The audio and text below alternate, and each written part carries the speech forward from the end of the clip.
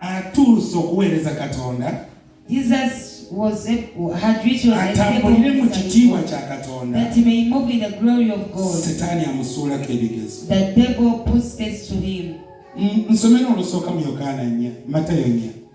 Amusuula mu ebigezo bingi bize gy'oli mukwano. Many tests have come to you, my dear. Ne bikulema okuwangula. And you fail to overcome them. Naye olemereddwa but you fail kutuuka ku buwanguzi. To reach your death. Muntu biyinza okujja nga bisabuwaza. They may come to Bayibuli egamba etya osoma tugende kubanga tulina obudde buti. Matayo 4 okutandikirawo.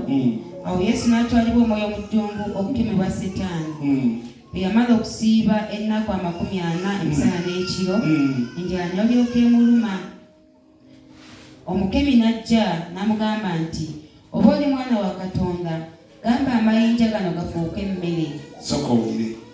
Ono bwe yamala okukyajingibwa. After Jesus getting charged. Abalokole bangi bagamba bwe nsiba baba bwe ŋŋenda ebuziba emyoyo gitabuka.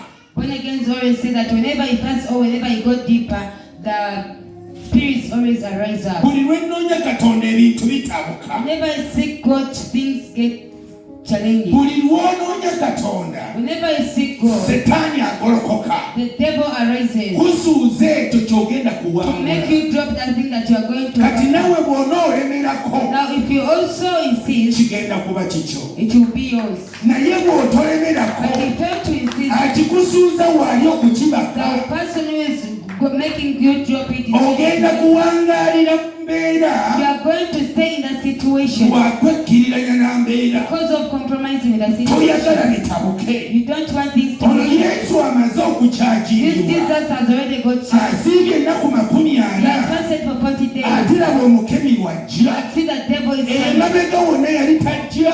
Before he was not coming. Ng'atambula bulungi era nti Mukama mulungi. He could just move saying that Jesus is. Naye wano ng'atuuse okutuuka mu bibye. But if when he was about to reach him, omukemi bwe yajjira.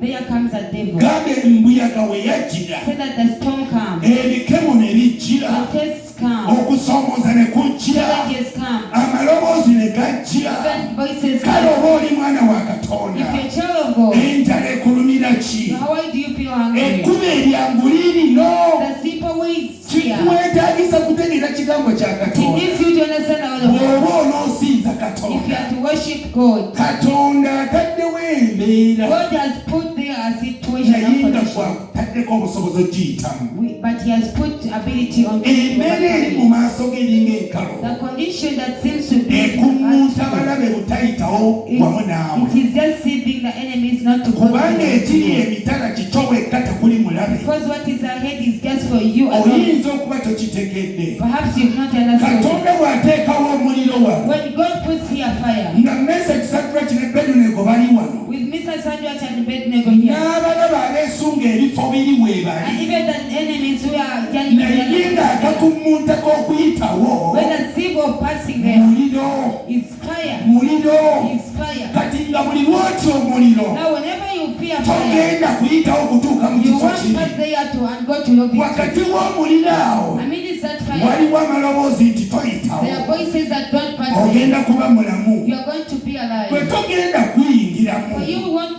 enter into that ogenda fire. kutuula olye bulungi. You're going to sit and feed naye them. Mesaki Sadraki ne Abeduneego ne bagamba bwekuba muliro tugenda They said kuyitamu. if it's fire you're going to pass through it. Bwekuba mbeera kitugenda If kiyitamu. it's any condition you are going to pass bwe through it. baamalirira okuyita mu When they mbeera got determined to pass through the situation. ng'ebigambo ebingi weebiri ebbali. With many voices as naye ne well. basiteepinga mu muliro. But when they stepped into the fire, ebigambo awo ne babiyimiriramu. they stood into the word. Ebisoomooza awo ne They stood babiyimiramu. into the challenges. Baalaba Katonda ng'ali wamu nabo. They saw God together with them. Wamu nabo waalabika Katonda. Together with them, they are. Wamu nabo baayambala ekitiibwa kya Together with Katonda. them, they dress up in the fire. Baakyambalira mu muliro. They dress up with it. Baakyambalira mu They bisoomooza. dress up with them.